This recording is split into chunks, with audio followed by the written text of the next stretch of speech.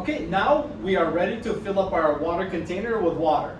So we strongly recommend that on this end or the other end, you install the hose filter, and you can buy it from RevX Wellness.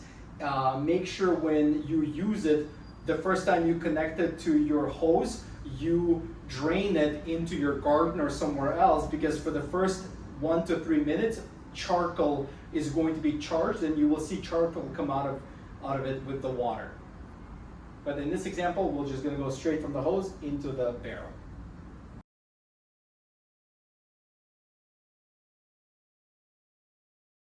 Okay, here's the tips and tricks. In this video, we're going to show you how to prime the system in the XTREME cabinet.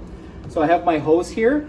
Inside the cabinet, I removed the sleeve on the water filtration bottle. So I'm going to take this hose and I'm going to put it at the bottom connection. Now I'm only doing this because the water is above this bottom hole. So I'm going to put it right on top over it. And now look inside the filtration cabinet. Look at the flow meter. In about a few seconds, you will start seeing the numbers going up. Okay, and then the water will start filling up in the water bottle. And then you will come back here and you will see the water entering the tub, the barrel. Once the water, see, boom, this is good. Now you know your system is primed. This is the best and easiest way to prime the system. Now that the pump has been primed, we're going to turn on the pump only. So locate your power supply that's labeled pump and connect it to power. And we expect the power pump to turn on. And you will see strong flow going through your system. You will notice that the pump is going to take a little bit to get everything moving. Wash the filtration bottle. You want this bottle to be set. All right, you see the amazing flow. Now we're going to calibrate our flow meter. See how it says 12? Okay, you want to get that. That's the flow rate. It's almost 13, which is perfect. You also want to check for any leaks. Okay, make sure there's no leaks or drips anywhere where we put the hose clamps or here in the filtration bottle. You want to make sure there's no drips or leaks anywhere here. Okay, or on the back.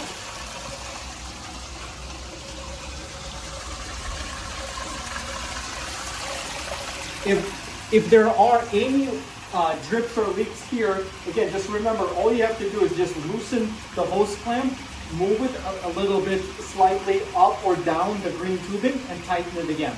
And it will eliminate that leak.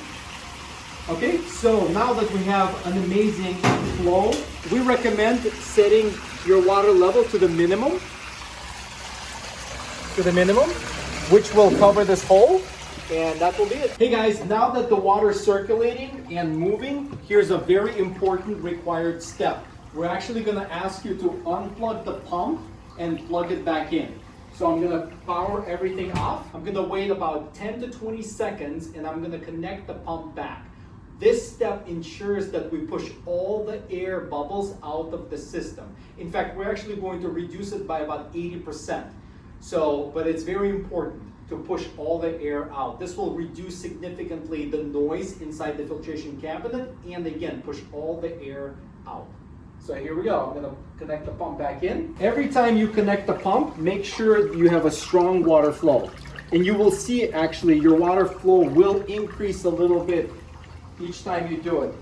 We have a very strong 12.6 gallons per minute water flow. So again, super amazing. I'm thrilled with this result. Think about it. There's about 90 to 100 gallons of water in here, and our flow rate is 13 gallons per minute.